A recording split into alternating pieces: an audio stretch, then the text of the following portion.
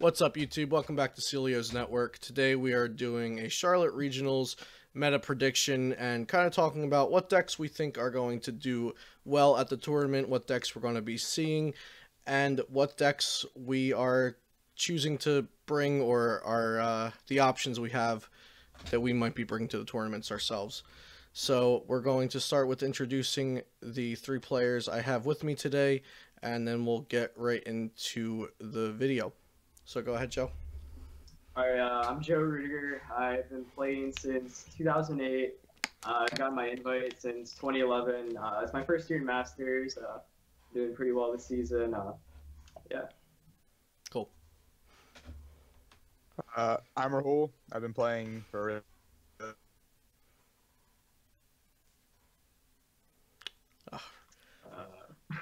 Oh, you cut out there. Just start over again. Sorry about that. Oh, I'm Rahul. I've been playing for a really long time, like 7 years now. This is my fourth competitively. I've been having a pretty decent season. Oh,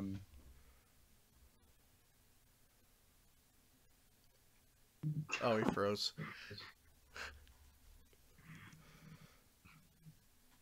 Okay. Oh, man. He comes back in on the end, yeah. Okay, so we got Rahul, 7 years playing, fourth competitively, decent season. What was after that? That was just end, yeah. I'm sorry. Okay, all good. Yeah. All right. My internet's just being weird right now. Yeah, it's all good, man. Kid? Yeah, I'm Kid Starck. I'm from Wisconsin. I started the darkpatch.com. This is my first year qualifying for Worlds. That's all I got, yeah. Sweet. And are you on Dead Draw Gaming? I'm not, no. Oh, okay, you're not. But I playtest with a lot of people. Okay, yeah, I hear Rucan mention your name a lot. Okay. Okay, so firstly, I would like to ask, what are some things to take from St. Louis and Collinsville, St. Louis/Collinsville regionals that may have an impact on Charlotte regionals? Joe first. Zoroark's a pretty busted card, especially in standard. It's so consistent. I think that was proven, like, with how many Zoroark decks were in day 2. Also, Garbodor, like Buzzwole Garb, did pretty well as well. Just Garb is pretty good. I just don't think it's better than Zoroark. I think there's gonna be a lot more Zoroark at Charlotte than there was at Collinsville. Okay, sweet. Rahul, how about you?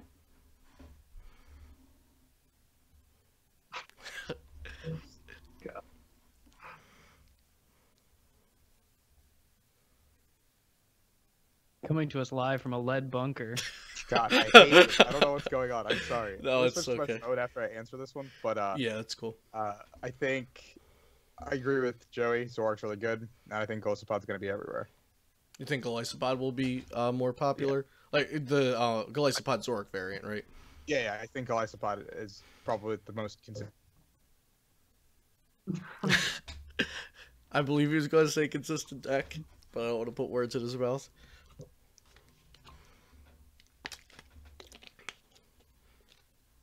Okay, Rahul said he was going to switch to his phone. Yeah, I'm going to switch over to my phone. Okay, cool. So, yeah, we got the end of that, don't worry. Okay, Kid. All Rahul switches. Yeah, I mean, like, just building off what those guys said, like, I'm looking at, like, kind of what are the most dominant variants of Zoroark. So it looks pretty much like Golisopod is the most consistent right now. I'm looking at how people are adapting Buzzwole decks. Are they, like, still playing kind of like Joey's list from Australia? Or are they kind of, like, changing their list up? Are they playing more Garbodor variants? Like, and in general, what people are pairing with Garbodor. So it looks like, you know, there's Buzzwole's maybe the best partner for Garbodor. I'm, like, also looking at how people are fitting Cynthia into their decks. I think we know that now. Like, I think we know kind of what the counts of Cynthia and Sycamore should be in a given deck from the results. That's what I was kind of most excited to see about St. Louis, like, in a geeky way. But I'm excited to see, you know, that or, like, settle in on that we have our supporter counts finally. Mm-hmm. But mainly how people are adapting Buzzwole and Zoroark variants. Looks like Golisopod is the best partner for Zoroark, yeah. Yeah. So I'll kind of branch off of that question. I think either two or all of you said Garbodor is pretty good, but it's not as good as Zoroark. But like Garbodor is kind of Zoroark's counterpart in the standard meta. Like it's kind of there to try to stop your opponent from trading so much. But we saw non-traditional Garbodor decks do the best, I think. So it wasn't Espeon Drampa Garb doing well. It was Buzzwole Garbodor doing well. So do you think going into going into Charlotte, we will see more of the non-traditional Garb variants than the traditional Drampa or Espeon variants? Yeah, I think we will see more Buzzwole Garb. I think it hits harder, and I think it hits faster. I think people play more of Natalie and Andrew's list than Frank's list from Oceania, just because I think it's more consistent. And yeah, plus you play elixirs, so you can hit with Buzzwole faster, and like you just have one energy attachment per turn with Frank's list. So I think Natalie and Andrew's list is much better, and I think they'll definitely play that over Drampa Espeon Garb. Okay. Let me see if Rahul is showing up as online right now. Joey, going off what you were saying, do you think like maybe the versions that play Trash Lanch Garbodor 2 could serve better against all the other Buzzwole in the format? Or like, like Frank's list, do you think having that layer of Trash Lanch makes it that much better against the meta now that we feel like it's so dominated? Like Buzzwole Garb is the best Garbodor variant? I don't know. I feel like Trash Lanch Garb, like in theory, is really good against Buzzwole, like in Garbodor, like Buzz Garb. But it just doesn't feel good. Like you play so little outs to like hitting the energy attachment of Trash Lanch, and sometimes like not often, but they don't even have like enough items in their discard. Like it's just really weird. But because like your deck's just not consistent. It's just not Zoroark. So right. Like yeah. Okay, so Rahul, welcome back. Can you hear us okay? Yeah, I was getting my headphones ready, but continue talking. Okay. So we were talking about how the non-traditional Garbodor variants are looking like they are the better play right now, and they're stronger in the meta. So rather than the Espeon and Drampa variants, we're seeing things that are just using a 2/2 Garbotoxin as part of the strategy. I think that's, I agree. I think that's mostly because a lot of decks now are playing heavy Acerola and stuff like that, so Drampa's like poke and then do something else strategies like isn't working anymore. And like Parallel isn't as great in Standard because every deck kind of plays it already. So don't go first and get your turn 1 Parallel. You're already at a disadvantage now because your opponent's got like a bajillion cards on their bench and you now have like 3 dead cards in your deck. And like I guess Zoroark Garbodor is probably the most popular variant that we're gonna see other than Buzzwole Garb, because a couple of people played it in St. Louis and it looked really cool. I played a couple games with it. It's really clunky, but like it's a cool concept with like you've got like 2 float stones and like your 4 bursting balloons, so you can have your Zoroark and they can't, and like you've got Klefki and stuff like that. So yeah, I do. That's a good point to bring up. I forgot to mention Zoroark Garbodor as well. I have been hearing, just at my League Cup the other day, I heard a lot of people talking about, well, have you tried Zoroark Garbodor, or I might test that a bit. Just because it's, it's new, and it's not, like, we weren't really putting those 2 cards together at all. So it's something new. It's something a little refreshing to play, because it's not like all the other Zoroark decks. Because you're trying to ability lock after you traded, and then the ability lock's over going into your turn. So it's kind of a different strategy. So it's a little refreshing, and it's also something that not everyone's going to test against, which is also appealing for the deck. I just wanted to talk a little about Garbodor there. So, like I asked about things going from St. Louis to Charlotte. Yeah, so what impact St. Louis will have on Charlotte? What impact do you think League Cup results will have on Charlotte, if any? Or have you seen anything at your own League Cups, or like results on PokeStats that might make you think, oh, that's a deck I didn't think about, it might be good? Start with Joe. I don't think League Cup like any impact whatsoever on like what decks people are determining to play, because they're just League Cups. That's your local meta, not a regional meta. Yeah. So I just don't think they're good, like fast to the meta like at all. And I don't think people like because people already know that Zoroark is like the best deck. So I don't like because people like it's just common knowledge that like Buzzrock and Zoroark are the two best decks right now.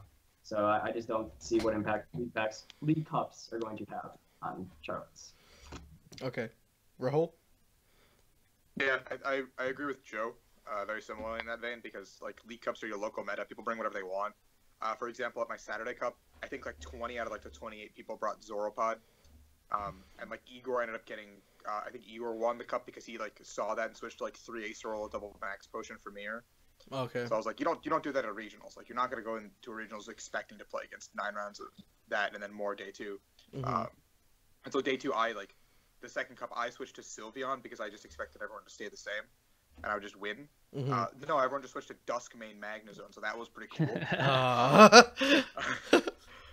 So like I don't expect that in regionals either. Like I think it was Arcanine Labs that put out that I think the second most played deck in St. Louis was Magnezone. It just not a single one top 60 forward. Yeah, it had a 0% success rate. Exactly. So League Cups are just like people play what they want to play, and it's like your local players that don't really travel a lot of the time. Mm-hmm. So you just got to take that with a grain of salt. I don't think it'll really affect the meta. Yeah. Kid? Well, yeah, you can't like look at League Cups in that like small sample size to see, you know, if one deck is outperforming another, I guess, over the whole, if you already know that Zoroark and Buzzwole are the two best decks. But you can look at stuff like, are people playing like a counter energy Sudowoodo in their Zoroark decks? And I think you're seeing a lot of that. You can look at the like South American regionals. I think there was one in Brazil that happened too. And I think we saw counter energy Sudowoodo in the 2 top finishing decks there. So I'm looking at like little stuff like that.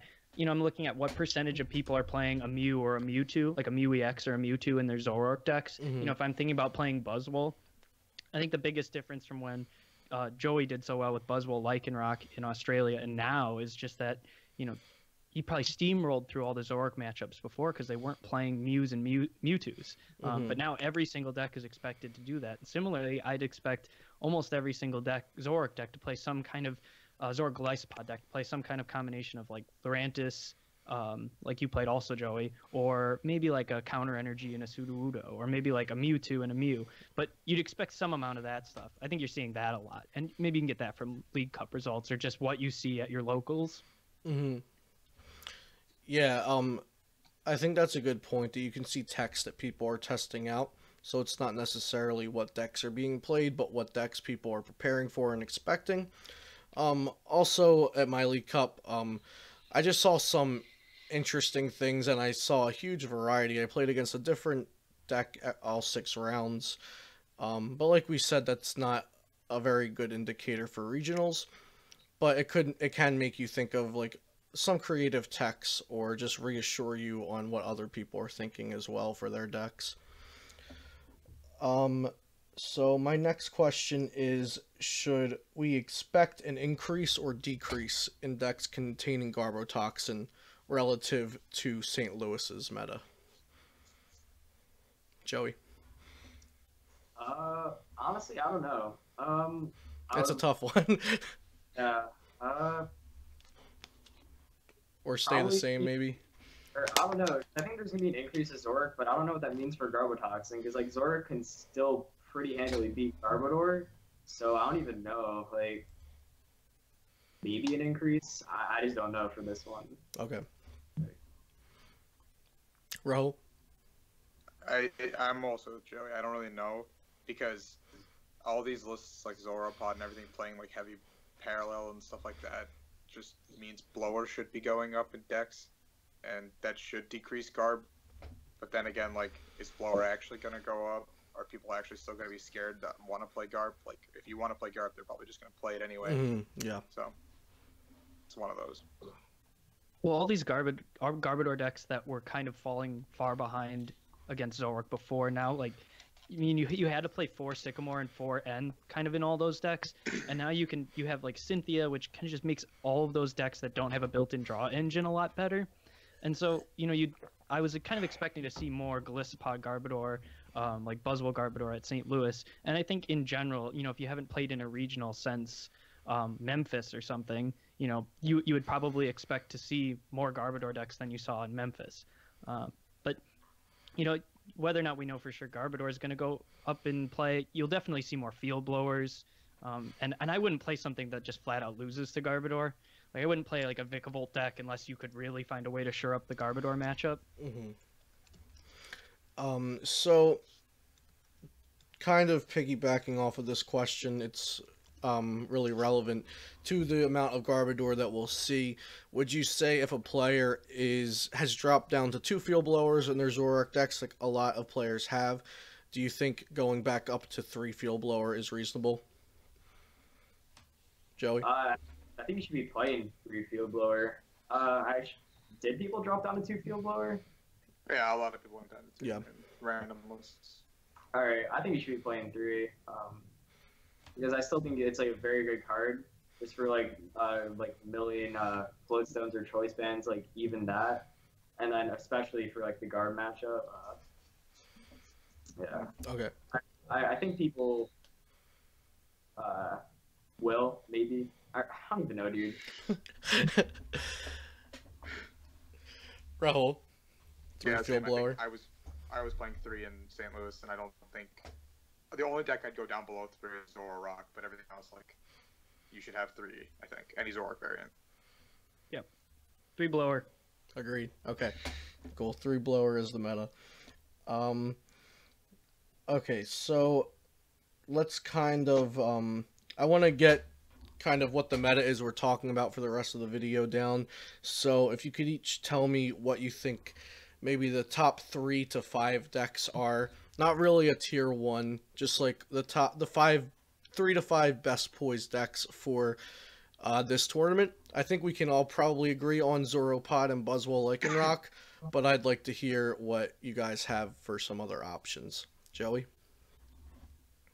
So those 2, Zoroark, Buzzgarb. Yeah.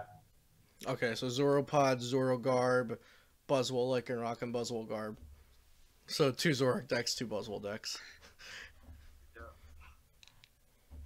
I think I put the same 4 as Joey, but add Zoroark. Okay. Cool. Kid? Yeah, any real Zoroark deck. So like, you know, I put Zoroark Gardevoir as like a real Zoroark deck too, in one that wasn't mentioned. I guess Zoroark Weavile. I like Zoroark Weavile a lot. And like, especially if you're not aiming to take down the whole tournament, but just aiming to get points, inexperienced players cannot play around that deck, and you will get 6-3 with it if you know how to play it. Weavile, because, we're talking about? Yeah, Zoroark Weavile, yeah. Yeah, I mean, I had no, like, the deck felt amazing when I played it at St. Louis, and then I went up against Igor and just, like, got steamrolled, and it felt terrible, and I was, whoa, this deck is so bad now, but it felt so good. I was, like, 6-0 or something, and I played against Igor, and it was a mess. It was such a mess, because he just knew how to play it. Yeah. I think Rukan mentioned that in his recent article on the new Zoroark Weavile list that he just put out. And he said something like, you'll go on PTCGO ladder and play against Zoropod, and the deck will seem unfair. And then you'll play against your friend with a similar skill level, and it's much closer to a 50-50. I agree with that. It's still just, like, tough to play around Weavile, but when you don't... Like, Zoroark Glispod doesn't have to play around foul play at all. And because they don't have any good attacks to copy, they're just the same attacks as you, or worse, you know. Yeah. So it's like it's not as good there. But when you have those 2 things to play around, there's almost no decks in the format besides Zoropod. Zoropod that can play around both foul play and evil admonition at the same time, unless you're really good. And you draw like a god, then you can play around anything. Yeah. I do think Zoroark Weavile should be on our radars. But like you said, it's hard to pilot, and it's you also have to know how to play against it. I don't think it's the kind of deck you pick up the night before the tournament. Absolutely not. It was the hardest deck I've ever played in Standard that I can remember. Yeah, it's pretty tough. I've been working on it since this morning, and it's... Especially like Rukan's version is like in a cool way all over the place. Oh yeah. To accomplish so much. I mean, that's the list I played. His like toolbox version I played at St. Louis. Yeah. And yeah, I mean, getting the right thing at the right time was so. I've been calling his new list 1,000 IQ deck. It's just like there's so many chances for you to mess up as the player piloting it, like discarding the wrong thing. Mm-hmm.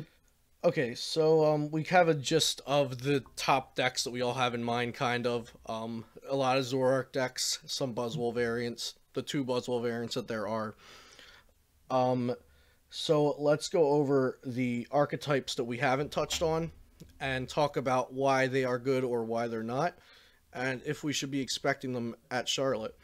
So the first one I want to talk about are Glaceon variants. So whether it be something like Andrew Wambolt's Glaceon Garb Lapras, or something like a standard adapted version of Alex Hill and Six Prizes Glaceon Barbaracle that did well in Costa Mesa in the expanded format. Joey, what do you think about Glaceon for standard in Charlotte? It's very bad. But you can't get cheated by it. Mm-hmm. So it doesn't hit hard enough ever, and it's so slow. Like it's just a bad deck. And then you can just get run over by Lele. Like every deck runs Lele because you don't have rough seas like you do in expanded. So the deck's just awful. But you can be cheated by it, so I guess you kind of expect it. Okay. Rahul? I think Glaceon, like, you can win if you just lock them turn 1, and sometimes you just might not win anyway because they might have one of their 3 Raw Bridgets and stuff. But I think it's just not a good deck. I got locked out by a Glaceon in St. Louis. I was playing Zoroark Revow. Turns 1 through 5, I basically did not play any cards, and I still almost won. Okay. So. Yeah, I feel that the deck, even when it gets its lock off, can be very underwhelming because it might miss an energy, it might be 10 damage short of a knockout, and you can just sit there and send up new attackers every turn. And then Acerola is a thing, all that stuff. Yeah. In standard, it's a very soft lock. Mm-hmm. Yes, it is. It's not even good unless you have exactly turn 2 DCE. Like, the lock isn't just simply attach water energy and pass. It's like have water energy turn 1 and also DCE turn 2. Otherwise, you're not really that much faster than anybody else. Yeah, it's not as much as a win it is in expanded. Yeah. Right. And standard, I feel like you have to also get the turn 2 Garbotoxin, Floatstone, and as Kid said, the DCE. And even at that point, you might still be underwhelming if your opponent just has like a Guzma to take out your Garbotoxin with a Zoroark GX. They don't even need abilities if they have DCE Guzma in their hand. And then all you have left is a Glaceon, and they can, like I said, Guzma around that. It's not as threatening as it is in expanded. So personally, I think I have a chance of seeing it maybe once or twice in the 9 Swiss rounds. I don't think it's going to do great, but I do think it will be there. Yeah, people think Zoroark Glaceon is good too. I've been seeing like that pop up all over, but I don't know what the appeal is. Yeah, Zoroark Glaceon was kind of the hyped version of it before anyone tested Ultra Prism. Like, even myself, I thought Zoroark Glaceon was going to be great. And I tested it like the first day of Ultra Prism being on PTCGO. And I was like, why would I play this when I could just play Zoropod or Zoro Lycanroc? So what do you guys think? Do you think there will be Glaceon there? It just won't do well? Yes. Yeah, you just gotta dodge it the first 3 rounds and you're good. That sounds 2 about out of 3 right. games, like you said, like they said, you got to get cheesed by it, right? But they're not going to do that 2 out of 3 rounds. Yeah, worst case you can take it to a tie. Yeah. I mean, if the deck goes first and misses lock, you're probably They need fine. to open Eevee, they need to have water, they need to have like a Bridget or another supporter on top of it to like have any simpletons. So. Yeah, and if they go second and also miss the lock, then they might as well just scoop at that point because they're playing an underpowered deck that didn't even do its one good thing. Okay, so Glaceons, we covered that. Anybody thinking about Volcanion for Charlotte? Or Kinda. playing against it? Anybody have testing partners that are thinking about it? What do you think it's poised to do at Charlotte, Joey? I think Volcanion's okay. Yeah, I just think it's okay. I don't think it's that great. Like, it's just not Zoroark. Yeah. It has a Ranguru, like, for its consistency, but that's not really that much in the end. Yeah, it's more of an end they- proof than Volcanion is consistency. a very good card right now, but it's just kind of underwhelming at times. If you were to play Volcanion, do you think you would play something like Gustavo's list with the one Ho-Oh and one Kiawe? Yeah, definitely would not play Ho-Oh. Definitely not. No. Okay. Rahul, how about your thoughts on Volcanion? Volk seems pretty good. I was heavily considering it for Australia myself, and I don't know. It always seems all right, and then you play games with it, and you're like, all right, my deck is like a fourth energy. Mm-hmm. So then you're also again not Zoroark. So. Mm-hmm. Kid? What's the variant that had like 4 Professor's Letter and 4 Energy Retrieval? That's Dean Nizam's from Memphis. That The seems Dean like probably the way to go if you were going to do it, like, because you can gear the Volk list to be either kind of like early game, or you can kind of gear it to be like to beat Zoroarks basically, and the Energy Retrieval Professor's Letter helps you steam up to kill Zoruas, and it also helps you steam up to kill Zoroarks later. It's like that's the right stuff, and like you could cut the max elixirs then, because you're not in a rush to do 130 damage with Volcanion, whatever. Like that's not going to get you a win. But if you take your time and pick off the little guys, like I could see Volcanion being good. I can't play that deck though. You have to think too many attachments in advance. My problem with Dean Nizam's list for the current meta is that it didn't play max elixirs, and I think to keep up with a Buzzwole that's going aggressive, you need to try to match their speed. His list was my favorite until Buzzwole became like very popular, and we saw Buzzgarb have the aggressive variant with the 4 max elixirs, no rainbow, no Trashulance. So that's just another deck and another Buzzwole variant that can go aggressive versus you, and they can just sweep your. They can just go like 3 knuckle impacts in a row with Guzmas and sweep and win the game like that, That's super true. So I was testing it very similarly to Gustavo's deck, but I also tried to fit in some Professor's Letter and some Energy Retrieval, kind of like a split between the two. But I think, like Rahul said, it looks good, and then you play it, and it doesn't feel as good as it looked like it was going to. It's really not, yeah. So that was my experience with it.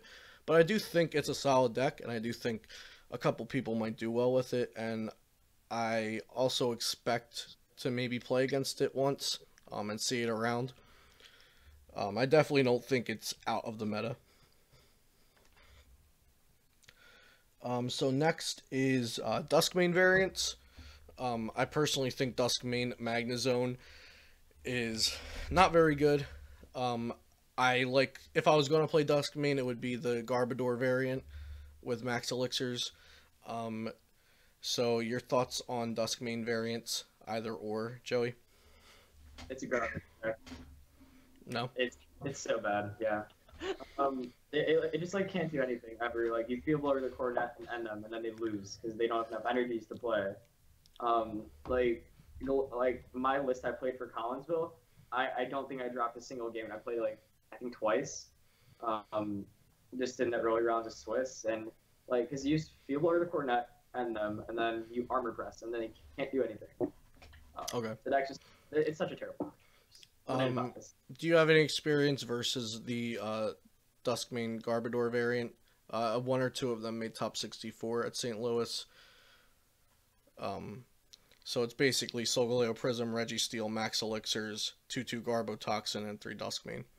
Yeah, that's even worse because you don't have Octillery or a Rangaroo then, so you get hurt even more by end. So okay, Rahul. I think the only viable variant, I say viable very lightly, is the Zoroark Magnezone Dusk Mane one, because you're a Zoroark deck at the end of the day still, and you can kind of you're just playing it like you're playing Guardy, and you just take your sweet time, get that Magnezone up, and the only allure I like about that, because I was testing this with Jose Saturday night, because he really likes the deck, is that you've got heavy coronets, and so if you always have a stadium to counter stadium, which is the one great thing about the deck, and then you have blowers on top. Okay. But again, if you and you can take it slow too, because you can give up 2 prizes and then suddenly your Dusk Mane takes 4.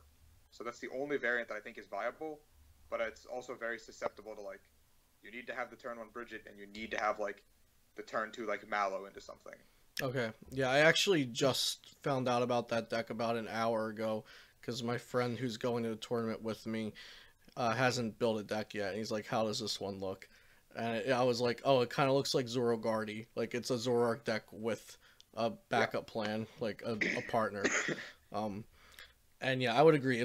I would agree that it's probably the most consistent version of Magnezone, Dusk Mane, or of Dusk Mane in general. But I don't think that one will see a lot of play just because it's not really popularized at all. Yeah. Kid, how about your feelings on Dusk Mane? No, I think the Zoroark version is the best. Like I think big picture, like theoretically, you could have a Zoroark variant that goes over the top of all the other Zoroark variants. Like, you have a Zoroark variant that's focused around having Zoroark obviously and trading, but also one-hit KOs. I think that sounds really appealing. But like what Joey said, you can kind of armor press to get around it, and I don't think those decks can play choice band anymore. Like, nor I guess would you want to, except for the case, like the edge case where like Glisspot armor presses. So then you have to have Guzma, and they cut Guzmas down so they can like fit all the other stuff in. But in theory, if you could make a Zoroark deck that could go over the top, that sounds awesome. And you could do it consistently, that sounds really good. I don't know for sure if Zoroark Magnezone is that answer, but I really like it too. I've played it. It's really fun. And when it sets up, it feels unstoppable. And when it doesn't, it just kind of feels like a worse, mediocre Zoroark deck. So there's not a huge downside, but I mean, Buzzwole is a huge downside. But yeah. Yeah, it cannot be Buzzwole. Yeah. Nah, you have to play like, Mew and stuff, and just like you can't beat it, but you can sometimes use Mew to win 40% of the games or whatever. Mm-hmm. It's Psychic with their own Mewtwo. So. Oh yeah, sure. Yeah, or play Mewtwo or whatever. But like you play some kind of Buzzwole hate in it, and that like the Buzzwole hate on its own doesn't get you there. Like it doesn't get, like Mew or Mewtwo doesn't get you there against Buzzwole in any deck on its own completely, but Mew plus Glisspot does. You know what I mean? Yeah. You said something and I lost it. All right, it'll come back to me. So we're gonna say Dusk Mane is probably not the play. I think it looks good on paper. Anybody agree with that? Like hit for 220, it can one-shot everything. Looks great on paper. It's super solid. You're like, yeah. Its matchup spread is probably good. So because RK9 stuff, and you're like, nice. I feel like top 64. I feel like a lot of people that didn't do testing will watch this video and be like, I don't know, but it one-shots everything. So I just wanted to make sure we clarify that it does one-shot everything if you get there, but there's a lot of variance in getting there and doing it consistently. So I know Kid listed Zoroark Gardevoir as one of the top decks in just all Zoroark variants, but what do we think about Zoroark Gardevoir?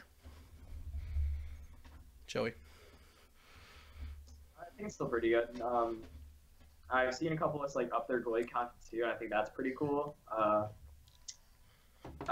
Yeah, I think it's a worse version of Glisspot, just because like you get one shot easier and things run Mew, so like your goalie can get one shot by Mew, and then like your worst verse is Zoroark Glisspot because they can just hit you for 120, you have one energy, and they're just gonna ace roll it back up. So I don't really think you can deal with first impression. Yeah. I like the deck. I think it has the potential to just blow other Zoroark variants out. If you get a good setup with that deck, it's like there's literally nothing you'd lose to. Kind of like we were saying with the Zoroark Dusk Mane Magnezone. Yeah.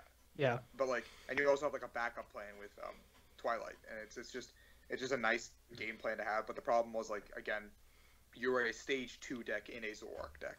That's the only downside to having it. Like when I was testing it before St. Louis, I was beating pretty much everything if I set up. But the problem was I set up like 5 out of 10 games. Mm-hmm. And I was like, I can't go into a tournament reliably setting up 50% of the time. Yeah, there's some metric about if you play a stage 2 deck, there's some percentage of the time that you don't make day 2 at regionals just because you don't set up. I don't know what it is, but it surprised me. I don't remember what it was, but it was like, whoa, I'm never playing a stage 2 deck again once I heard that. And like Joey said, it might just be a worse version of Zoroark Glisspot, and whatever people people aren't going to target just the Glisspot in Zoroark. I don't even know what you would play if you were to do that, but then whatever people are playing to target Zoroark Glisspot also targets you. as a Zoroark Gardevoir. But like I said, I do like the idea of, in theory, a Zoroark deck that goes over the top of all the other Zoroark decks. Even if you risk some consistency, that does sound appealing. Yeah, so that's probably the deck I've tested with either the most or second most, somewhere between 50 and 100 games. I started testing it right after I saw Tords, just updated it with some Cynthias and a Clefairy from Evolutions to have an answer to any Dusk Mane Necrozmas you might come up against, and it works really, really well against that. And it kind of is like a Zoroark deck that goes over the top of other Zoroark decks, but like I think all of you pretty much said, you have to set up. And the consistency and the sniping of Zoroark Elysopod just gives you no room for error against it. Like, you'll bench your Ralts, and that Ralts is never going to be there the next turn to turn into a Gallade, because they're always going to have Guzma first impression. Like, well, not, you know what I mean, not always, but it's going to happen more often than it does where you set up over them, because they're just more consistent. So, Zoroark Gardevoir, a good deck, but not the most consistent. Is that kind of the... Okay. And how about Zoroark Lycanroc? So that's kind of been taking a back seat. In Memphis, that was like the best deck in format, it looked like. And now Zoroark Elysopod is being called more consistent. So is Zoroark Lycanroc a good deck to play? Why is Zoroark Elysopod better if it's better? Joey? I think Zoroark Lycanroc is a very, very good deck right now, just because of how much pressure it puts on you, especially if you go first. Like, I know some versions are playing like heavy parallel as well, so like it stops your, like, when you're playing from the other side, like just from like Lele and then bridging, taking only 2 Pokemon unless you open Blower. So that's very good. Just the fact that you can Guzma and Ace Roll in the same turn is absolutely insane. And your GX attack's insane as well. You one-shot anything on the board, like, ever. Even when like a Elysopod has like 3 bench Pokemon, you can still one-shot it, which is insane. And also, like, surprisingly, it's like a 50-50 versus Zoroark Elysopod, just because of like how much early pressure you put on. Just because you can like they're forced to get 2 Wimpods off their first Rivet Search, and if they don't open Zora, it's super weird. Because they're like, you're forced to pick something that's gonna die the next turn if they go first. So it can create very awkward situations, and I think it's very good now. Yeah, I definitely like the power of forcing your opponent to play a certain way just by having a basic Pokemon on your bench, like Rockruff. Kind of the same way seeing a Sneasel forces your opponent to play a certain way. Rahul, how do you feel about the deck? Same page as Joe. I think it's probably my top pick going in right now, just because of how strong it is. I played it in Memphis and I top 8 at that event, and I played against 5 or 6 Velocipede Zoroarks, and I beat them all. Granted, I won the flip, I think, in 4. It comes down to the flip again and what techs they're playing, especially because I think Velocipede Zoroarks might gravitate their techs toward the mirror, maybe heavier blower, more parallel. But I think playing multi-switch and a one of max potion copy, both in Zoroark Lycanroc, just gives you a huge edge in any matchup. Just they can't get rid of your fighting wherever it is, and sure, they kill one Lycanroc, you just get another one set up out of nowhere. It's a free GX attack. They're just cool, we can't stop that. You can't play around it. Mm-hmm. And so it's just I think one of the best decks right now because you can do so much in one turn. Again, the only matchup that I'm very terrified of playing that deck is Zoroark Weavile, just because you kind of have to use abilities once in a while. And they can kind of abuse it. Cool. Yeah, cool. Zoroark Weavile is good against it. I think maybe part of the reason it took a backseat before had to do with the fact that the main Buzzwole variant was Buzzwole Lycanroc, and that deck actually doesn't deal with other Lycanrocs very well. I mean, at least in my experience. And now if we say the same portion of the metagame when Zoroark Lycanroc was bad is Buzzwole, but now that same portion of the metagame is split between Buzzwole Garb variants and Buzzwole Lycanroc variants, I think the deck has a little bit easier time dealing with the Buzzwole Garb variants than the Lycanroc ones. So that's nice for it. And I think another thing to note that I would keep my eye on for at least Rahul talking about Memphis at that time, I think more Zoroark decks were playing more copies of Enhanced Hammer, like kind of based on Tord's Golisopod Zoroark list, the original like Tord Zoroark, and that played 2 Enhanced Hammers. And if you see people start to like trend away from that, the Zoroark Lycanrocs never really played the Enhanced Hammers, or at least, I mean, maybe I feel like less so than the Glaceopod ones. So if the Glaceopod ones tend to go away from the Enhanced Hammers and more towards Max Potions, Acerolas, and you can threaten more one-hit KOs on them, I think, yeah, it pushes you maybe over the edge in that matchup. Okay. Personally, I was always playing 2 Enhanced Hammer and Zoroark Lycanroc, but I think going down to 1 Enhanced Hammer is sometimes the cut to fit in either the Max Potion or the Multi-Switch, or maybe the second Parallel City, because 2 Parallel Cities really, really good in Zoroark Lycanroc. Stadiums are hot right now. Yeah, Parallel Cities finally not being underestimated. It's kind of been a sleeper for a while. What else? Greninja. I think that's the last, like, non-tier 1 I wanted to talk about. So, is Greninja going to be played? Should we play a Tina promo? On my last meta discussion for St. Louis, I had Russell on, so he just, yelled Tina promo. But what do you guys think about, should we play Tina promo? Are we expecting to play Greninja? Should I play Greninja? Joey? I think the case you have to make for Tina promo is in theory, if they set up, are you going to even win if you have Tina promo out? Because most of the time, I don't even think you win if you have Tina promo out, if you're playing like a Zoroark deck. Because if they actually set up and like have multiple Greninjas in play, I think you're just going to lose anyway because of how good Shadow Stitching is. I honestly think Greninja, like, in theory, is the best deck, but of course, that's in theory. It's not going to set up that much.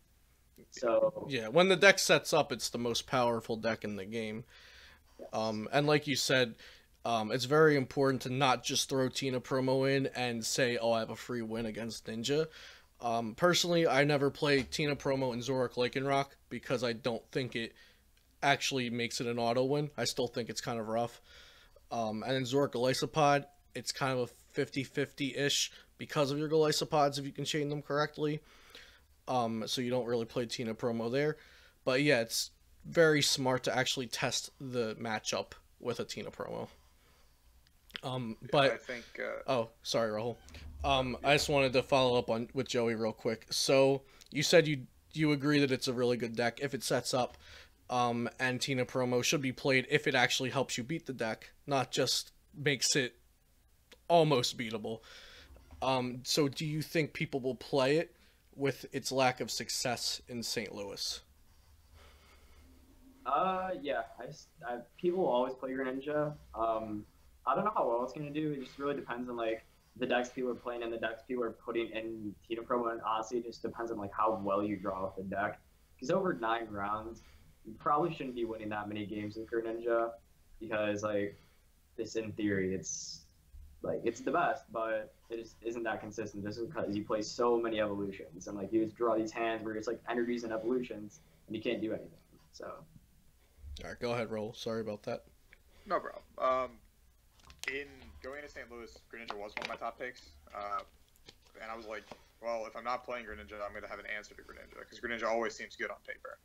So Tina promo made its way into my list. And I remember I was talking to a couple other players, and they were like, yeah, like round 7, round 8, I played against these Greninjas who were up at the top tables, and I just put down my Tina promo, and they basically just conceded. Because I think right now, like, no experienced players are really picking up Greninja because of just the inconsistencies, and everybody's aware of, like, what happens when you play Greninja sometimes. So it's like, it's just inexperienced players that just, like, panic at the first sight of Tina promo and, like, don't understand how to play the matchups as great as they should. They just go, oh, I see Tina promo, I lost this matchup. But, like, no matchup's ever just lost like that. Like Joe was saying, like, you just go Stitch Hammer and suddenly, like, you just can take your time and win the game. Mm-hmm. So Greninja, again, always one of the best decks on paper. But if you know how to play against a Greninja, it's, like, actually just not a hard matchup. Like, you just target their Starmie every single time and you just win the game. They'll eventually run out of resources, they eventually run out of energy, and you win. So do you think it is a popular choice? Like, do you think it's in a lot of people's pocket? Never is. It's never. Greninja's, like, always one of those decks that you're, like, afraid of, but Greninja never shows up in mass. It's always like a handful of players that'll stick to Greninja. Your Johnangs, Yeah. those kind of people. Like they'll always stick to their Greninja because they're like diehard Greninja fans. All right, Kid, how about you? What's your thoughts? Well, like, look at it this way. If you say Greninja is going to be 5-10% of the meta, and Giratina helps you in that it pushes the matchup, 50% more in your favor. You're looking at, like a really, at the end of the day, like a really small percentage of like how much Giratina is helping you. That if you're considering Giratina in a slot instead of like, I don't know, like a good tech card, but like one that's very much geared for one matchup. Like if you're considering playing Giratina instead of Mewtwo from Evolutions, the Mewtwo is going to help you out in so many more matchups, and so many matchups you're more likely to see. Yes. That the Giratina promo, like that's how I always justify not playing it. Yeah, statistically, you're probably going to see more Buzzwole than you will Greninja. I mean, there's always anomalies of people that play the same, play 4 decks in a row of the same that wasn't even supposed to be at the tournament. But statistically, I think a Buzzwole counter is much more valuable. Right, and I know Mewtwo doesn't shift any Zoroark's Buzzwole matchup as much as a Giratina shifts a Zoroark's like Greninja matchup. You have to worry about like good players playing Greninja. If good players are out there like playing Greninja and you're looking to win the tournament and there's going to be 8 Greninjas in top 32, maybe then the Giratina is justified. But even then, that doesn't feel good. I mean, you always need slots. You're always looking for slots, and you never can play enough tech cards. And you're going to choose Giratina to be your tech card? That feels bad. Yeah, I definitely agree. A thought should be, well, am I looking for points or am I looking to top 8? And if so, do I think there will be Greninjas in day 2? Because even if there's 3 Greninjas in day 2, that's a pretty large percentage of 32 people. And depending on where you are in that bracket, on how likely you are to play a Greninja player. So the Tina promo gets a little more valuable, at least in my opinion, going into day 2 if there's Greninjas.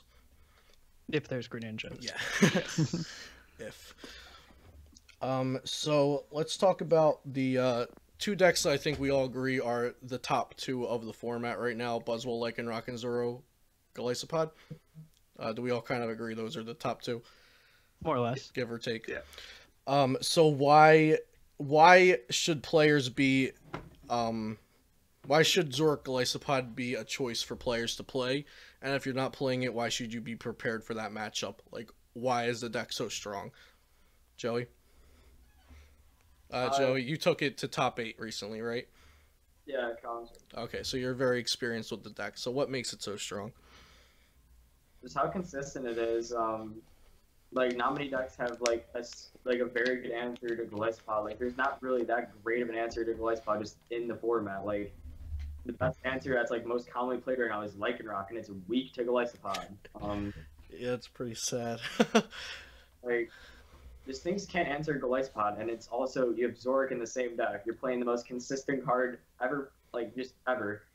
And you're playing, like, one of the best attackers because it costs 1 energy to do 120 damage, and you can just repeatedly just spam your opponent with attrition, and they'll just eventually lose. So that's why Zoroark is that good, because sometimes your opponent doesn't have a way to beat it, and it will always set up. There's very little time when it doesn't set up. Okay, and we'll get back to you after we go around for Buzzwole, Lycanroc, since you're also fairly experienced with that deck. So Rahul, Zoroark Lycanroc, anything that Joey didn't touch on? Basically what he said, it's just a war of attrition in this current matchup where everyone's just playing Zoroark, and you're a 1 energy attacker, and you can just pick up your guy and put him back down, and like, you're just annoying. They can't kill you. You're not killing them by any means just yet, but like, you don't have to kill them. You're just taking your sweet time, you're setting up. You'll eventually get to a board where it's like 2 or 3 GXs, Zoroarks, and you're like, oh, I draw 6 cards a turn, you can't even end me out now. I'll hit my ace roll every single turn, and I just win. And if you're not ace rolling, you're goose money. So it's like one or the other. It's like, it's the most consistent deck at doing nothing and winning. Nice way to put it. That's true. Kid? I think it's the best Zoroark variant at beating Buzzwole variants too. Like, I don't think that I can't think of a better one. Like, maybe like the Garbodor one with the Trash Lance and stuff, but you're giving up a lot more consistency. Like, it's the only one that can fit that core, that like real Zoroark core of your four, like the four puzzle, like Tord tons engine. of Bridget core, yeah, the Tord engine, or whatever point we're at for that. It's the only Zoroark that can fit that engine and also beat the Buzzwole variants consistently. I don't know if it's actually the best deck, but because Buzzwole's in the format, it is probably the best Zoroark variant. Okay, so Joey, let's go back to you. So all the same questions, but this time for Buzzwole Lycanroc.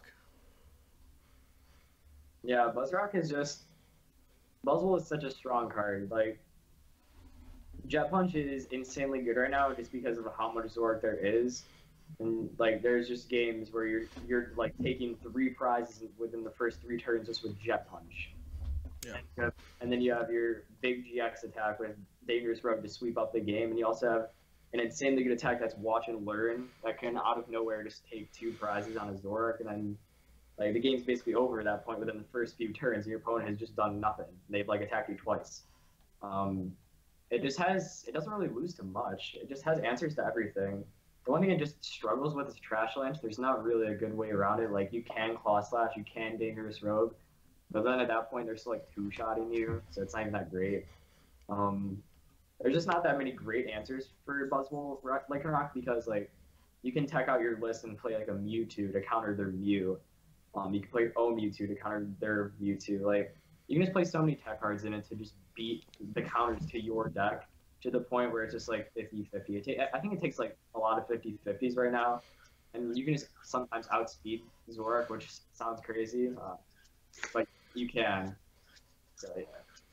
Yeah, the aggression of the deck is really, really nice. I was testing, I think I played about 6 or 7 games before the video, Zoroark Gardevoir versus it, and there were about 3 games where I finally got my board set up because I had a less than ideal start with the deck, and I look over and the prize count is my 6 to their 2, and I'm like, all right, next game. Like, so the deck is super aggressive, and I think just like Zoroark Elysopod, it can make really good plays off of your opponent's subpar starts, or when your opponent is maybe needing one extra turn to get set up, like they didn't bridge it till turn 2 because they had an N or something like that.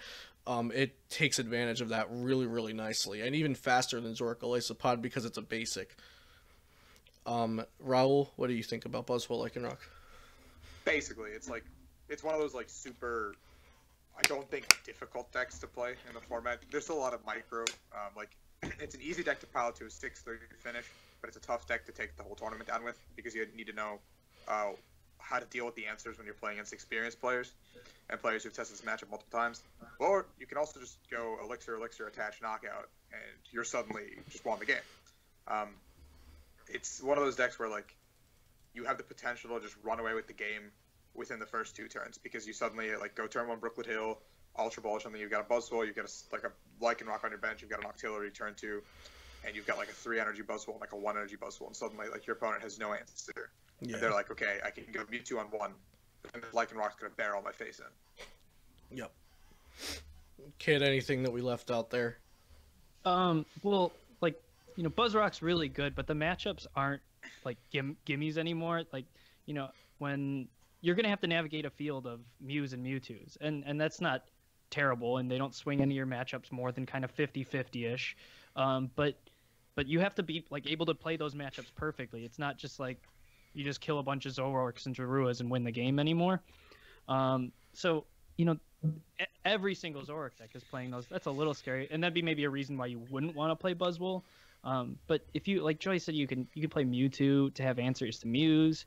But then the game, once you're kind of on an even playing field, you have your big hitter and their counter to their big hitter, then it kind of evens, and then it's a game of skill. It's not just a game of draw and my deck's better than yours anymore. So you'd have to be able to pilot it really well. Mm-hmm. And so maybe that's not something I would want to do for 9 rounds. And I guess I'm talking about maybe a reason why you wouldn't want to play it. If we think Zoroark Elysopod is the best deck, and it beats the fighting variants too, or it can beat the fighting variants, what would be a reason why you wouldn't want to play it? And I don't mean to be rhetorical here, but what would actually be a reason why you wouldn't want to play it? Wouldn't want to play Zoroark Elysopod or Buzzwole Lycanroc? Well, either one really, because we think they're so strong. What would, but you know, I doubt I'm they're honestly gonna be- looking for a reason not to play Zoroark Lycanroc, and I can't find one because the deck's consistent and it does everything I want it to do. Yeah. My answer is Mirror. I don't want to play Mirror all day.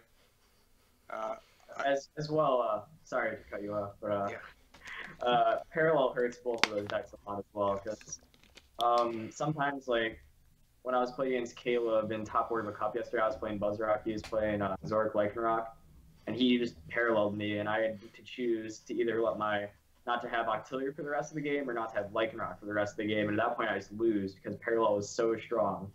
Like, because you're just going to choose what you don't want to have. You either, lose, draw late game off of N, or you lose an attacker, so Parallel is very strong against both of the two. Especially turn 1 against Zoroark Glycepod. Parallel can just really screw you over. Like, especially if you don't start Zora or Wimpod, then you're like forced to get Zora Wimpod, and then you only have one of each on your bench. So Yeah, like if you have to Lele for the Bridget and then you only get 2 with it, is what you're going to talk about there. Yeah, that really blows. It sucks when you have to do that. So there are reasons why you maybe wouldn't want to play those decks, and people probably react to have like those 2 decks being the obvious 2 best, and by playing stuff like Parallel. So I don't know, maybe that's why I would think out of the box, but they're still good. Yeah, they're still like the obvious picks if you're going into this tournament. Don't really want to like take time to test or don't have the time to test. It's just Sure. Like I was saying earlier, my like reasoning is Mirror because like I've watched the Mirror get played out, and both mirrors come down to whoever draws hotter. Like, it's just there's virtually no skill involved in either mirror, because like one side on the Zoropod mirror, one guy just goes Parallel, you lost, and the other guy's like, all right, cool, and then like it's whoever gets more Zoroarks eventually. Like I watched Igor play Jose, and I think they're both like very skilled players, and like Igor like went turn to like double Evo Soda, like Golisopod, like triple Zoroark, and Jose just lost. yeah. And I was like, okay, that's the match. Yeah, it comes down to a lot of times, like you said, non-skillful plays. Like, not saying either player that wins isn't good, but a lot of times it's, did you win the coin flip and you have Parallel in your opening hand? Yeah. And then it's, if you go second, you have Fuel Blower and a return Parallel in your open. It's things like that that you can't control by skill. Which is just why, Yeah. But still, it's a really strong deck and it's very enticing to play. So before we talk about everyone's top choices, I want to talk about a couple of techs that are really popular and techs you might want to include in your decks. So since I think a lot of people are considering Buzzwole Lycanroc and Zoroark Lycanroc, what techs would you put in your Zoroark Lycanroc and your Buzzwole Lycanroc? And if you're not playing one of those decks, what do you tech to beat them? Joey? I actually played a very spicy tech in Buzzwole Lycanroc yesterday. To counter Mew, I put in Oricorio. So with the choice band, you one-shot the Mew. Now, So, which Oricorio is this? Revelation Dance. Yeah. So if there's a stadium to play, it does 30, Yeah. and then choice band 60, and so that just uses a colorless energy. Yep. That is actually incredibly spicy. Actually, it's very good in the mirror as well because that's fighting resistance. So. Yeah. And they're weak to it, right? Yeah. Yeah, that's very interesting. And for Glacepod Zoroark, like, you can do anything with the deck, really. Like, 'cause there's just, like, maybe, like, 50 to 55 card skeleton for the deck that, like, the cards you should be playing. And then, like, the other spots are just tech options of what you want to play. Like, you can put in Palpad if you want to make your mirror better. You can put in Mac Potion if you want to make your mirror better. You can put in Enhance Hammer if you want to make other matchups better. Like, the list just goes on and on of, like, cards you can put in Glacepod Zoroark because you have Puzzle of Time, which makes the cards infinitely better as well. So, yeah. Rahul, what techs are on your mind, either playing with those decks or against them? like basically what Joey said, like the Max Potion, Palpad, like heavier healing cards in the Zoropod decks to deal with other Zoropod decks. Playing Parallel in decks, I guess, can help as well. For Buzzrock, obviously, Mewtwo is going to go into most decks. That are Zoroark variant, they can keep recycling them to some extent. I think Blower should be going up to deal with both decks, because I think getting rid of the Brooklet and getting rid of the Parallel is very important. And if you ever leave like a float on a Buzzrock's side, they're just at a huge advantage because they can just Guzma every turn now and you've lost. Yeah. So yeah, just upping blower count I think is the biggest thing you can do. Cool. Kid? I would play something that mitigates the luck factor. Like you're talking about, if one person goes first, they can win. If they run hot, they can win. So I think like Sudowoodo counter energy helps mitigate that. Like if you're playing some Mallows like Igor did, I got steamrolled by that, and it was. I mean, it seemed really good, and I talked to him a little bit about it. And you know, when you're winning, it's terrible, but when you're like, when the game is out of your control and you're losing not because of your own fault, but because your opponent's drawing super hot. Sudowoodo is really good. So a card like that is pretty cool. That's an interesting point. Fun fact that I got this weekend, Igor didn't play the Sudowoodo. He played extra Vex potions instead. yeah, right. And probably more healing and stuff is probably the way to go for actually the mirror. But I don't know what percentage of the meta is actually going to be true mirror, or it's going to be like pseudo mirror, like other Zoroark decks you're facing. And then I don't know how good the healing is against the other Zoroark decks. Like if you're expecting more, but the pseudo counter energy is good against every Zoroark deck that you could, that's trying to be faster than you, or is going to try and like, you know, just go first, right?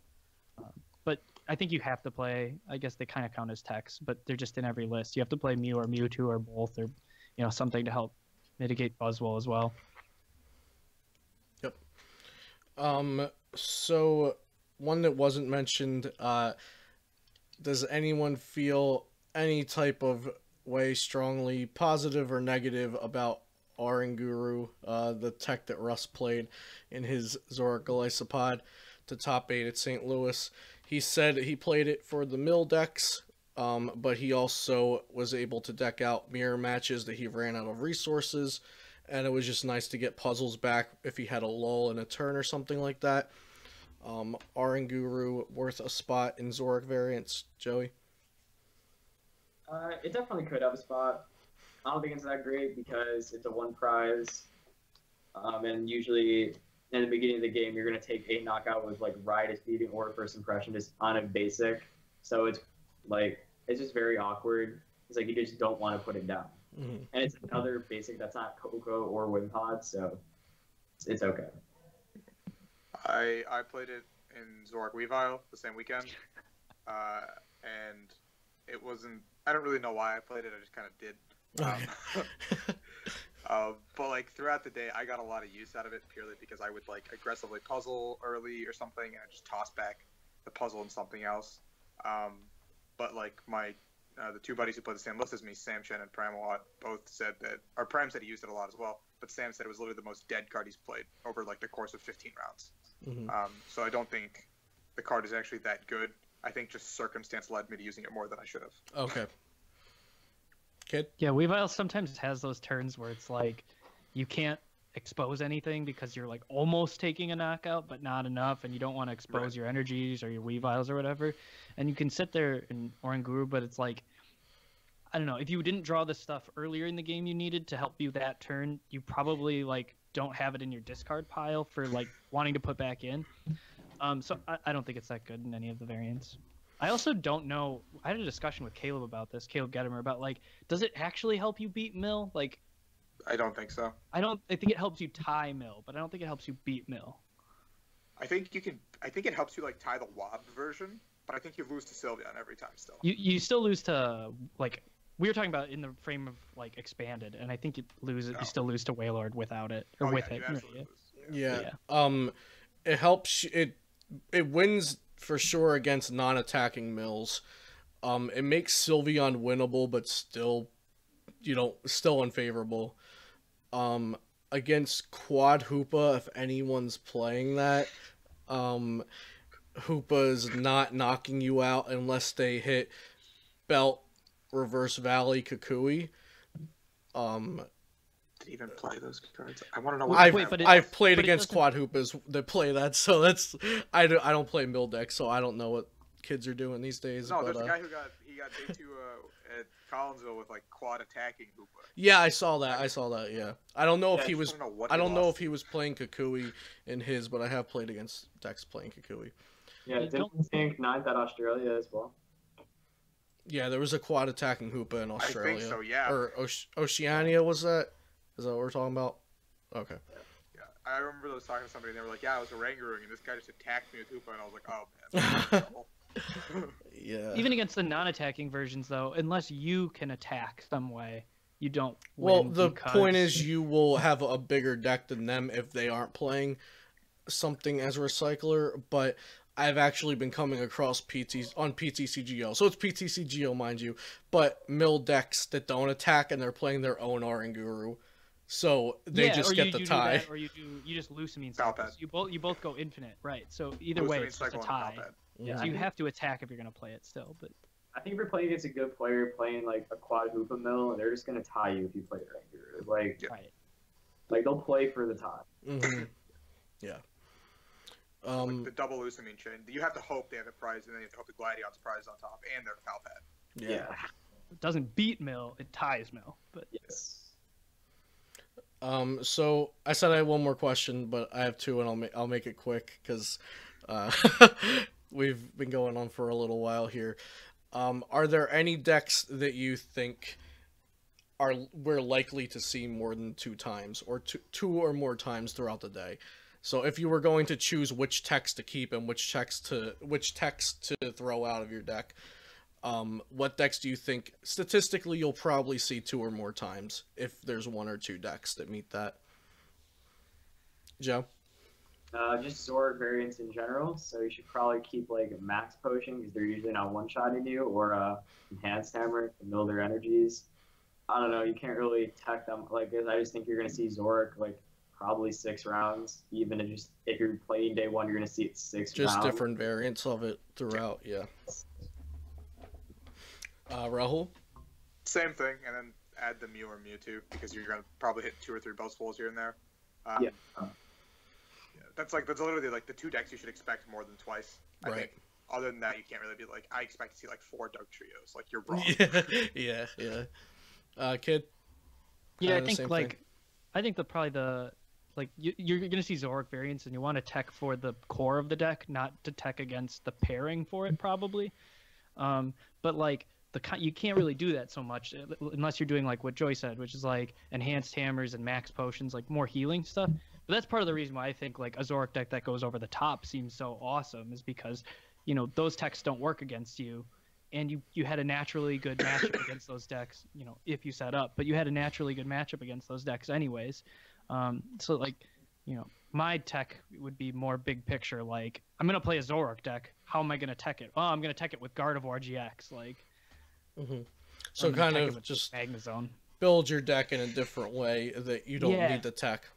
Yeah, because like, you can't put a single card in your deck to help any of those matchups out in a way that is going to result in, a 20% increase in matchups across the board or something like that. There's no one just card impossible. that beats Golisopod, I think is what we've said a few times throughout. But when you see the format being so defined as 2 decks, like only afraid of 2 decks, that usually creates a big hole for somebody to kind of just play a thing that beats those 2 decks. You see like Azul play 4 enhanced hammers and Golisopod Garbodor and like just crush. I think so. There's some kind of big hole, but you can't be looking to like squeak a single copy of enhanced hammer to get you to through the tournament. You got to like think bigger picture probably. Yeah. All right. Cool. Very good. So we'll finish off the. Oh, did anyone have something else to add? Are we all good? Okay. Cool. So we'll finish off the video by saying what your top choices are, like what you're testing, what you think you're going to play for Charlotte. I'll go first. Try to keep it to 2 or 3 decks. My top choice is Zoroark Lycanroc, like everyone. I just think it's consistent and powerful. My second choice is Zoroark, because I think it's the high roll Zoroark deck, but I feel really comfortable against most Zoroark variants in a best 2 out of 3 with it. And my third one is Buzzwole Lycanroc, just because I think you can get games out of hand if you start off with Strong Energy Regirock and just one-shot all of their basics. Joey? My 2 or 3 decks will be Zoroark. Anything with Zoroark, I will be playing a Charlotte. I can guarantee that one. No Buzzwole for you don't think? No. It's just not as consistent. Fair. Very fair. Rahul? 2 of my 3 will be Zoroark variants. I think Zoroark is my favorite right now, just because I know the deck really well, and I had a lot of fun playing it. And it feels a lot more fun than Zoroark because it's more aggressive than just like Acerola. a battle of a battle of Acerolas. Like you're just aggressive and you go for like the all-in play where it's like, oh, you only have 3 bench, I can still kill you, but I'm gonna go for it. Which I've done multiple times and it just feels great because in the Zoroark there's a lot. And then I guess my second option's probably I want to try the Zoro Magnezone deck a little more, but I just haven't put enough time into it. It seems okay if you set up like it's a high roll deck, but probably like Zoro Guardy is my second. Again, because it's high roll. And my third is Sylveon, just because like like Sylveon Mill, dude. It's just like quad Sylve. Okay. Stuff. It's great. Like you just beat stuff, but then like there's also those games where you go you pass and you lose. So yeah. Kid, how about you? I mean, I like the idea a lot of Zoroark high roll, and especially if you're depending on, you know, what seem like luck-based mirror matches, you might as well increase the ceiling for your luck by a lot. And like Zoroark Guardy does that, Zoroark Magnezone does that, Zoroark Weavile can kind of do that too, and Zoroark Lycanroc can do it. So I think of those as kind of all the high roll versions of Zoroark. And yeah, if you're banking on just like drawing better than your opponent, if what you draw at your best is way better than what they draw at their best, you're gonna win. Yeah, really good way to kind of wrap up that's kind of how I feel about Zoroark Gardevoir, but you said it better than I did. So very nice way to put it. So you said you are maybe going to Charlotte, so if you do go, you're probably going to play a Zoroark with some type of higher ceiling high roll thing, unless I find out that like all those are terrible and they have a gaping flaw I didn't notice. I'm gonna play something like that, but I'm leaning towards like Zoroark Lycanroc is probably the most consistent and safe bet for all those, because like I said, you can't 9 rounds is a lot for a stage 2 deck even with Zoroark in it. Yeah, it is. All right, so thank you guys for all joining me for this discussion video for Charlotte. I think we talked about a lot of really great stuff in the past hour or so. A lot of content for the viewers to go through and maybe get some help on what to choose for the tournament. So if you guys want to say any shout outs or anything, go ahead, Joey. Shout out to Team Dead Draw Gaming. You can check them out at deaddrawgaming.com. They're my sponsors, so yeah, you should check them out. Rahul? Check me out at the Flea on Twitter. You can add me on Facebook. That's pretty much it. That's all I got. Word. And Kid? You can check out my site, thedarkpatch.com. People submit, anybody, you can submit an article and then have somebody like Rahul spend time with you kind of talking about the article. And then we put it out for free so anybody can read it. It's cool. We offer coaching too. And then you can find me, you know, at the Dark Patch on Twitter or at Starck on Twitter. And do any of you guys stream or anything? I've been streaming lately. I mean, okay. I started streaming today, but sweet. Stream so this morning. I'm going to be doing morning streams. So if you pop in the morning, like 9 a.m. to 11 a.m., 9 a.m. to 12 a.m. Central Time, I'll be on. Word. So you can just message me your Twitch, and I'll link it in the description below. And if any of you guys want to follow him on Twitch, go ahead and do that. So yeah, thank you guys for watching. I hope you guys got something out of this video, and I'll see you next time here on Celio's Network.